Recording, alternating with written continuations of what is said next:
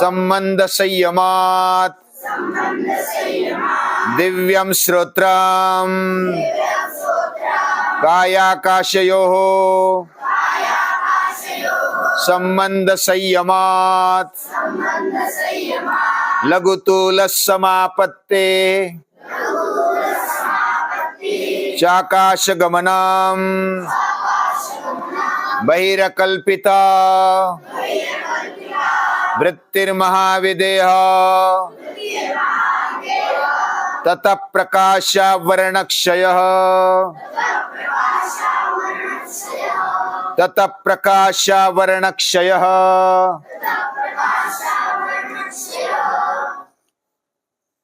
हमारे अंतःकरण में चार ये होते हैं, अंतःकरण चतुष्ट उसको बोलते हैं। मन, बुद्धि, चित्त और अहंकार, ये चार बातें हैं। कौन सी है? मन, बुद्धि, चित्त और अहंकार। इनको शुद्ध बनाते बनाते मन बुद्धि में ऊंचे विचार, ऊंची सोच ये लाना, ये पुरुषार्थ है। मनुष्य बन करके हम हल्का विचार करेंगे तो हम पशु जैसे हैं, जो केवल देखता है और करता है, वो पशु है। यानी बाह्य इंद्रियों के अनुसार और भौतिक चीजों में देखता है, वो पशु है, पश्यति इति पशु। लेकिन जो ऊंचा सोचता है और उसके जैसा करता है, वो मनुष्य है। और हर रोज हमारा मन, हमारा अंतःकरण विकसनशील और शुद्ध होते होते आगे बढ़ना चाहिए, तब हम मनुष्य करके सही जीवन जी रहे ऐसा समझना चाहिए। एक बार क्या हुआ, हम हिमालय में गए थे। हिमालय में केदारनाथ गए। केदारनाथ जब जा रहे थे तो कुछ घोड़े पर जा रहे थे, कुछ पैदल जा रहे थे। तो हम भी पैदल गए, कुछ हमारे साथी घोड़े पर भी थे। लेकिन जाते जाते लगभग 3-4 बज गए और दर्शन करते करते शाम हो गई। केदारनाथ जी का दर्शन करते करते शाम हो गई। उधर ठंडी बहुत थी और बादल आए हुए थे, सूरज दिखाई नहीं देता था। तो बस दर्शन करके शाम हो गई, अंधेरा पड़ गया और हम सोने के लिए चले गए। पास में हमने रूम बुक किया था, उधर सोने के लिए चले गए। उधर ठंडी बहुत बसती थी और ऑक्सीजन कम था। बहुत सारों को ऐसा धाप लगता था, धाप लगती थी। तो ऑक्सीजन के सिलेंडर छोटे छोटे ले लिए थे। किसी ने कपूर ले लिया था जेब में, या तो गले में बांध कर ले लिया था।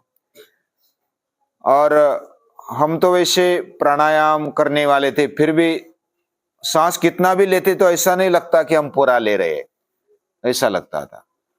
और ठंडी बजने लगी। शाम को बैठे थे, थोड़ा पारायण किया शिव स्तोत्रों का और सो गए जल्दी, 10 बजे सो गए।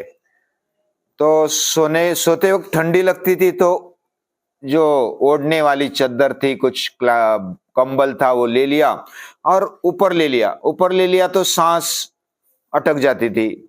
और माथे से नीचे अगर कंबल ओढ़ लिया, नीचे कर दिया तो फिर ठंडी बजती थी। ऐसा दोनों तरफ से, जल्दी नींद नहीं आई। फिर थोड़ा इधर रखते, सिर्फ नाक खुला रखते तो नाक भी ठंडा ठंडा हो जाता। तो क्या करना, बहुत नींद अच्छी नहीं आई, थोड़ी बहुत आई लेकिन अच्छी नहीं आई। फिर मुझे थोड़ी सुबह जल्दी उठने की आदत है, तो 3:30-4 बजे उठ गया। तो वो जो खिड़की थी ना, उसमें मुझे पहाड़ दिखाई दिया और उस पर एक बल्ब चमकता हुआ दिखाई दिया। वो पहला पुराना बल्ब था ना, जो टंगस्टन तार वाला और बड़ा पीला पीला चमकता है, वैसा मुझे लगा कि अरे ये तो पर्वत पर, और बहुत ही उसका नोक है ना, उस पर बल्ब लगाया हुआ है और पर्वत पूरा बर्फ से भरा हुआ है।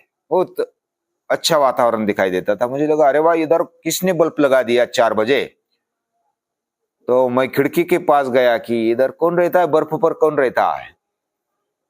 तो उधर खिड़की में कांच थी, कांच से बाहर दिखाई देता था वो पर्वत, और बड़ा पर्वत था, ऊंचा पर्वत, बहुत ही सफेद सफेद बर्फ, पूरा बर्फ से भरा हुआ, और ऊपर क्या था, बल्ब लगा हुआ।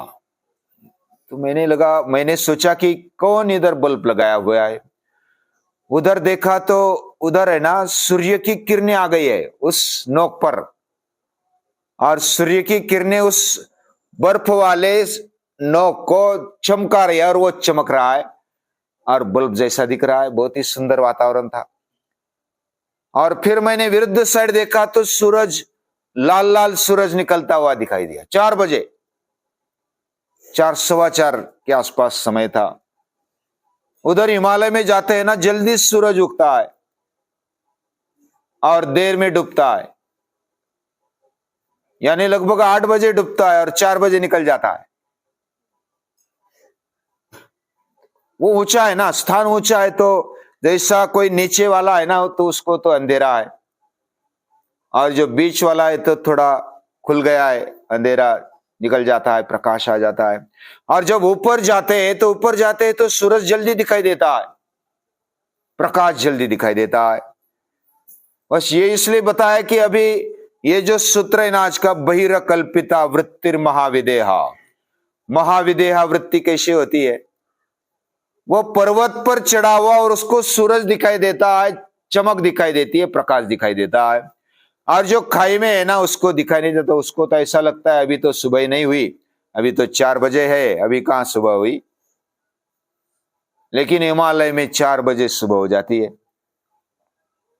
सूरज निकलता है। लेकिन इधर हम गड्ढे में हैं तो हमें सूरज जल्दी दिखाई देता नहीं। हम तमोगुण में हैं। तमोगुण अंधेरा का, अज्ञान का और आलस्य का वो ज्यादा प्रभाव करता है, तमोगुण। इसलिए तमोगुण को दूर हटाकर हमें आगे बढ़ना चाहिए रजोगुण की तरफ। रजोगुण क्या करता है, बहुत ही उसको अपेक्षा रहती है ज्यादा, मुझे ये करना है, वो करना है, होना भी चाहिए, और उसके लिए कार्यरत रहने की इच्छा होती है। सुबह उठना हो या तो अलग अलग कुछ कार्य करना हो, ये रजोगुण का परिणाम होता है। और जो सत्वगुण होता है ना, वो जानने की इच्छा रखता है, जिज्ञासा होती है, ज्ञान पाने की इच्छा रखता है। तो जो सत्वगुण वाले हैं ना, वो पहाड़ पर चढ़े हुए, नोक पर गए हुए, उनको प्रकाश दिखाई देता है, उनको जिज्ञासा है और वो प्रकाश के वातावरण में रहते हैं। जो रजोगुण वाले हैं वो तो चढ़ते रहते ही, मेहनत करते रहते, आशा में, लोभ में अटक जाते हैं, और तमोगुण वाले ना वो अज्ञान में, आलस्य में अटक जाते हैं। तो धीरे धीरे ऊपर चढ़ते हुए बहिर्कल्पिता ऐसी वृत्ति हमारी बननी चाहिए। यानी एक कैसी बनती है, मैं अलग हूं, मेरे देह से मैं अलग हूं, मेरे इंद्रियों से मैं अलग हूं, मेरे मन से, चित्त से, अंतःकरण चतुष्टय से मैं अलग हूं। ऐसी भावना को लाते लाते, केवल अभ्यास करते हुए, इंफॉर्मेशन लेते हुए लाना, ये ऐसा नहीं, उसको सचमुच समझना। वैसे जैसे विदेही जनक, नाम सुना है ना, जनक राजा, विदेही नाम उनका है, और सीता माता को भी क्या बोलते हैं, वैदेही। वैदेही यानी विदेह की पुत्री, उसको वैदेही बोला जाता है। और विदेह अवस्था ये अपने आप को शरीर से, मन से, बुद्धि से अलग समझना, ये वो अवस्था है। और वो बहिर्कल्पिता ऐसी अवस्था है, वह तमोगुण से, रजोगुण से ऊपर उठकर प्रकाश में आ जाती है, सत्वगुण की अवस्था। और पूरा शुद्ध ऐसा सत्वगुण, सत्व संशुद्ध ऐसी अवस्था, अंतःकरण शुद्धि की अवस्था आ जाती है, तो महाविदेहा अवस्था आ जाती है। और उससे क्या होता है, ततः प्रकाशावरण क्षय, उसमें प्रकाश का आवरण, उस पर जो ढका हुआ, जैसा अगर कोई लालटेन है और वो जलता रहा है, लेकिन बाहर से कांच उसकी काली पड़ गई है, तो बाहर प्रकाश दिखाई देता नहीं, ज्योत नहीं दिखाई देती। ऐसी हमारी अवस्था है। हमारे अंदर भगवान रहते हैं, चैतन्य रहता है, और उस चैतन्य को हम देख नहीं पाते, क्योंकि हमें आलस्य से भर जाते, तमोगुण से भर जाते, रजोगुण से भर जाते, सत्वगुण लाने का प्रयास भी नहीं करते। ये मेहनत वाली परिस्थिति है। जो मेहनत करता है तमोगुण को रजोगुण को हटा देता है, बड़ी हिम्मत के साथ हर रोज करता है, तो वो सत्वगुण की तरफ आ जाता है। उसकी तीव्रता बढ़नी चाहिए। अभी हमारी भी तीव्रता बढ़ती जा रही है और हम सुबह उठते हैं, आलस्य को दूर करते, तमोगुण को रजोगुण को भी हटाकर सत्वगुण की तरफ जाते हैं। ये विकास की अवस्था है, ये मेहनत वाली अवस्था है, पर्वत पर चढ़ने वाली अवस्था है। पर्वत पर चढ़ने के लिए मेहनत लगती है। अभी किसी को मेहनत लगती है, किसी को आनंद आ जाता है, अरे मैं चढ़ गया, आनंद आ जाता है। तो पहले तो मेहनत लगती है, बाद में आनंद आने लगता है। पहले तो आसन करने में तकलीफ होती है, मेहनत करने में, सूर्य नमस्कार निकालने में तकलीफ होती है। अभी तो आनंद आ रहा है, कब समाप्त हो जाते पता नहीं चलता। 108 111 करते हैं तो पता नहीं चलता कब हो जाते हैं। इतनी सहजता आ जाती है, तो वही जीवन में आनंद है। जीवन का सही आनंद जगने में है। जीवन का सही आनंद सबल बने रहने में है, दुर्बल बने रहने में नहीं है। जीवन का सही आनंद प्रसन्न रहने में, जीवन का सही आनंद प्रकाशित होने में है। और ये प्रकाशित अवस्था है महाविदेहा अवस्था। और ये पहले भी एक सूत्र आया था, कौन सा? ततक्षीयते प्रकाशावरणम।